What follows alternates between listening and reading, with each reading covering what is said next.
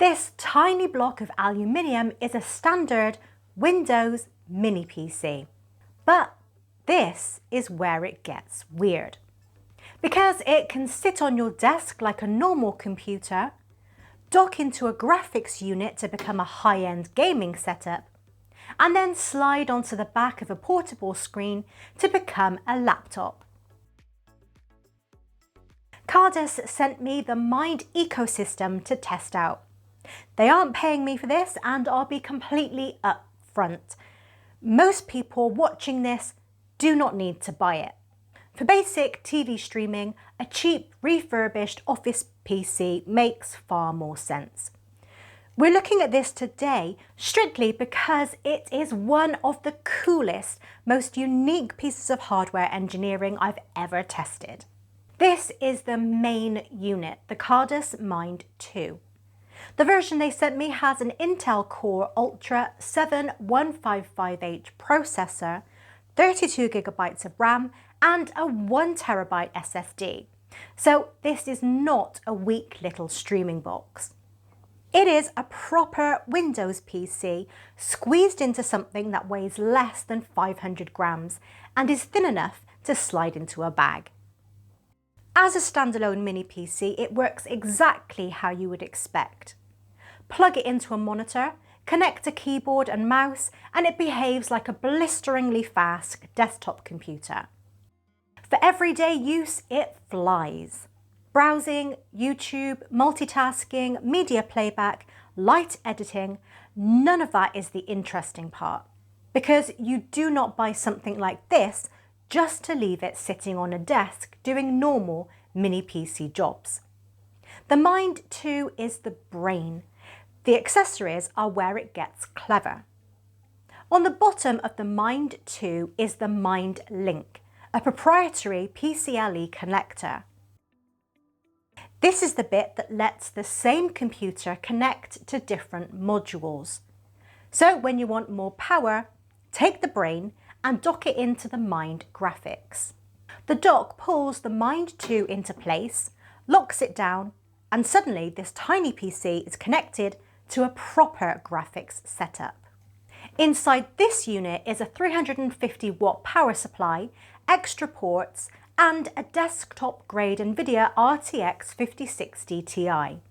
Because it connects via raw PCLE rather than a standard USB cable, you bypass the data bottleneck that usually chokes external GPUs.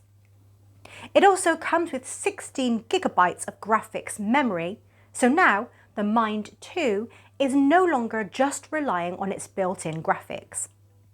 That means this tiny office-style mini PC suddenly becomes a much more serious setup for gaming, editing, rendering, or anything that needs proper GPU power.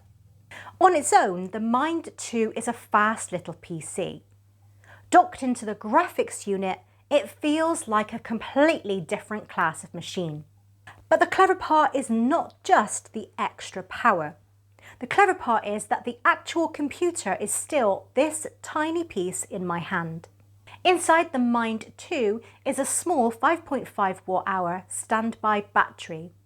It's not designed to be used like a laptop battery, so you are not meant to walk around working on it unplugged.